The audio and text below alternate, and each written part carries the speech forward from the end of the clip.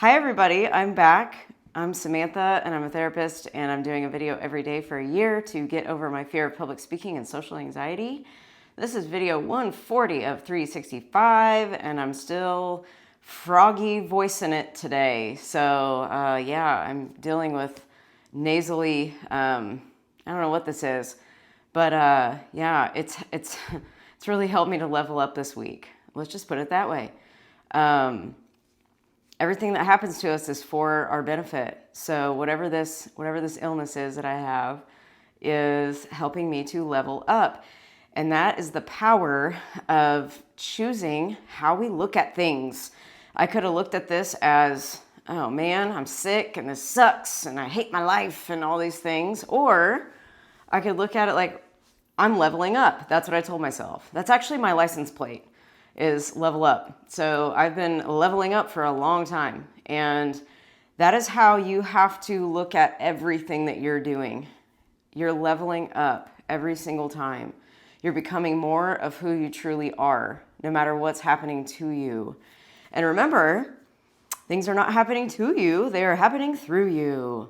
So even if you don't believe this, and this is, I feel like the majority of people, we don't believe this stuff until we believe it. And then even when we do believe it, we don't fully believe it. We just don't understand our power. And so everything that's happening is created through your perception. So everything around you is a mirror. So look at it like that. Like, what is the mirror telling you about you? Everything that you're seeing. Ask yourself, don't say, why did this person do this?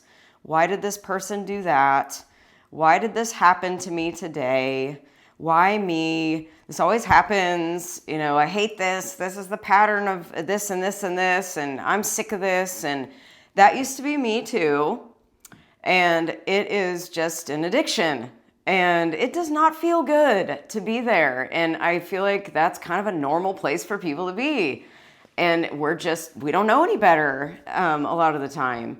But now that we are going to learn how to do better, we can and will do better. And that's I'm part of that, I'm that teacher for you. One of those teachers maybe that'll hopefully help get you on track.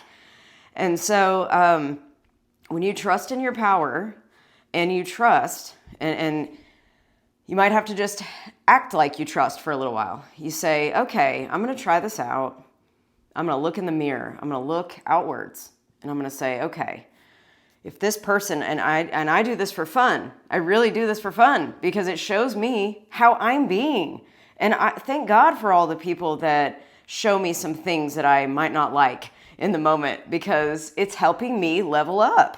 It's almost like these people or these incidents that happen, they're showing you something about you that has maybe been dormant, that you don't know that is still there.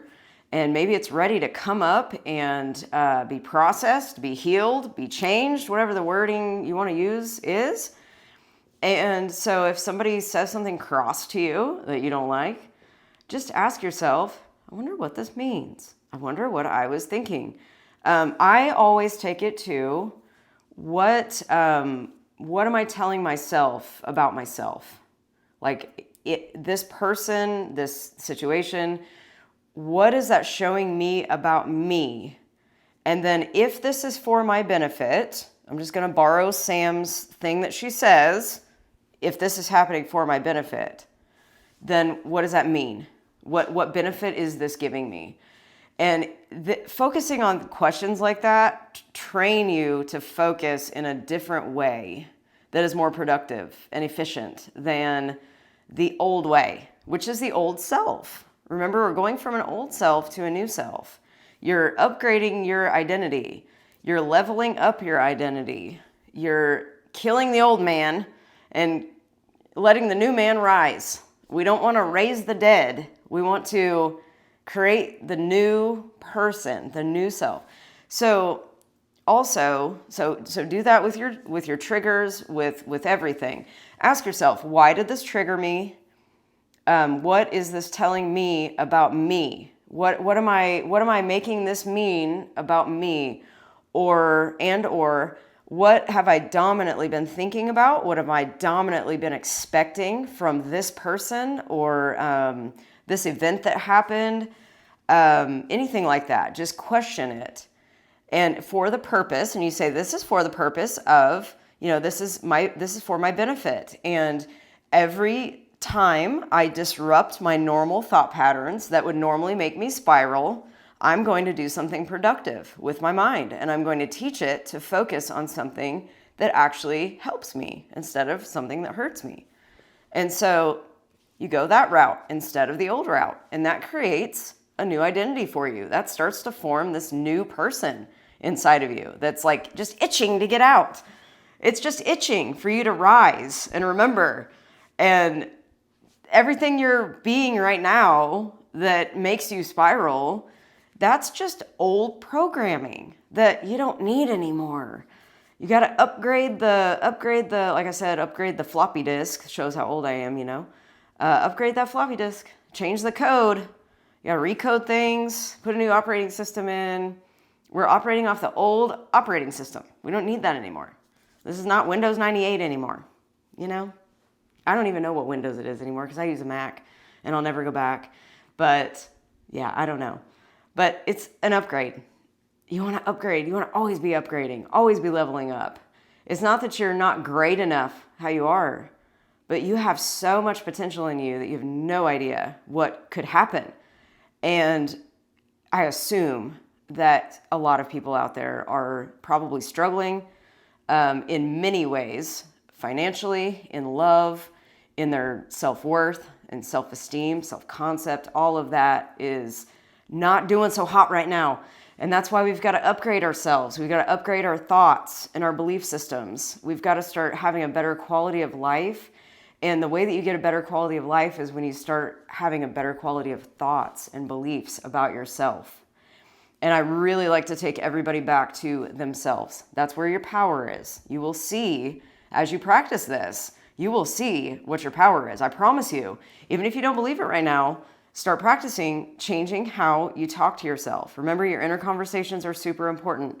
So watch what you're thinking about. Watch what you're, like if you're fighting with somebody in your head, watch that. You're having an inner conversation. You're imagining a fight happening, which is creating this chemical reaction in your brain and in your body. And it's getting you addicted to thinking that way because it's so comfortable. So remember, you're breaking an addiction to your old self. That's essentially what we're doing.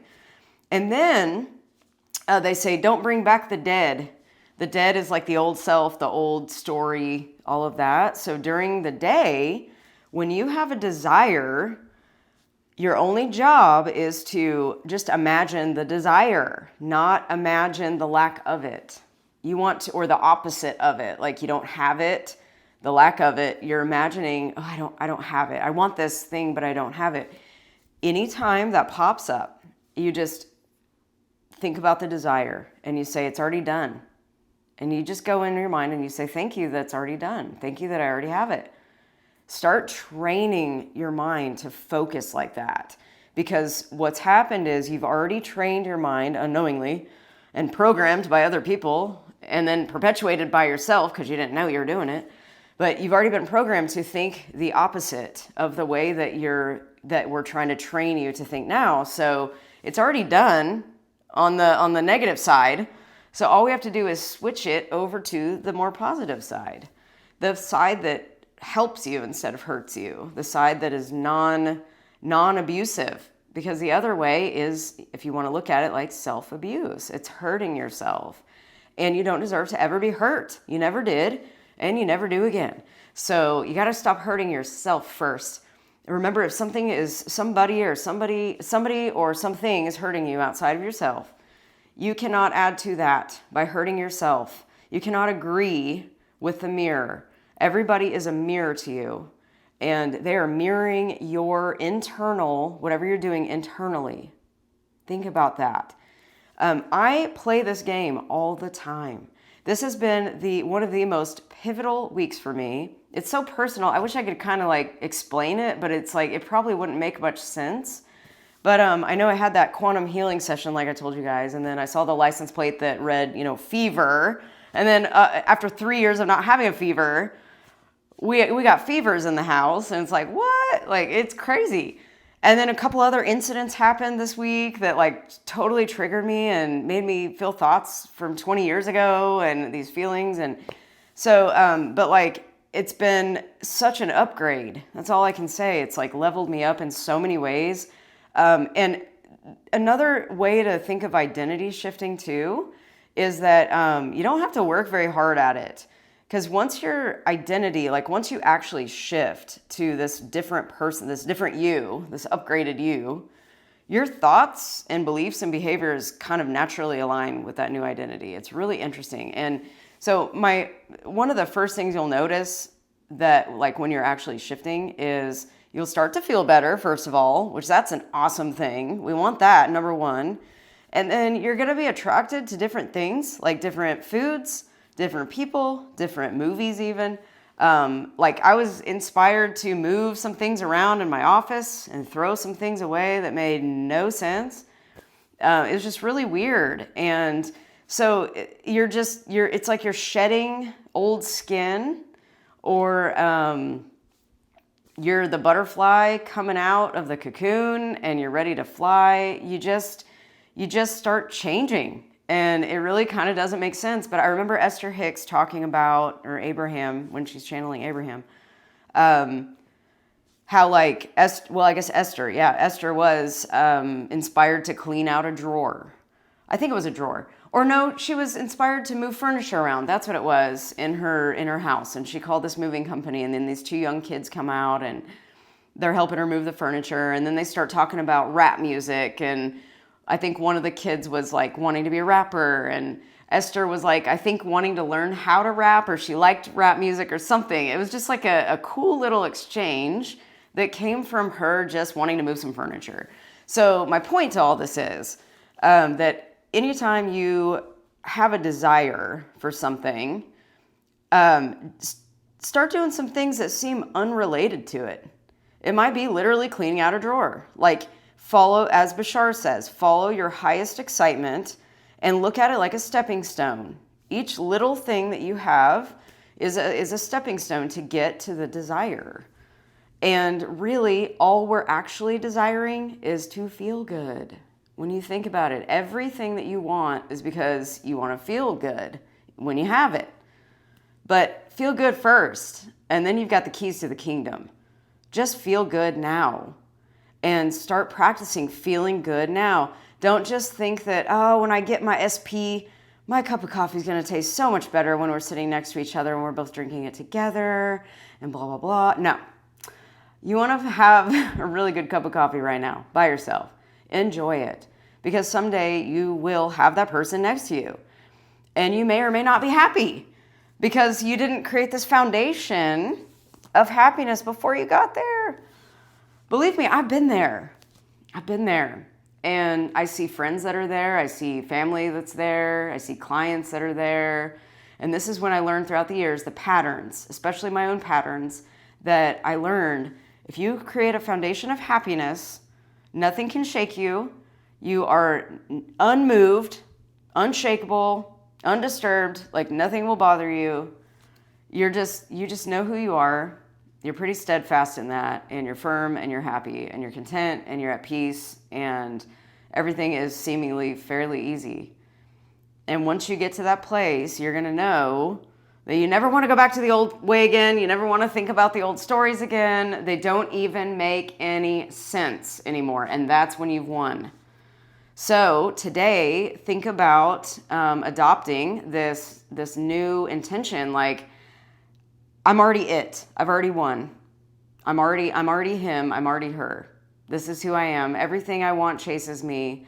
Everything I desire desires me too. Everything I want wants me too. Start saying these things to yourself. Everything I've always wanted has always wanted me. I've always had everything I wanted. Always. Say things like that. Remember the thing that I've said in millions of videos ago? I said, create knowings with no evidence. You want to create a knowing inside of yourself with zero evidence. I do not care what people say to you. I do not care what data shows. I do not care what the external world shows. You decide who you're going to be and be it. and you can do it. And it starts with your imagination. Go inside your mind and have fun imagining things, even if they don't make sense, even if they're so outlandish that people would laugh at you. Laugh at yourself. Have fun. Think about things that you want. Do not imagine to the contrary, and you will get them. I promise. Keep practicing. I will be back tomorrow.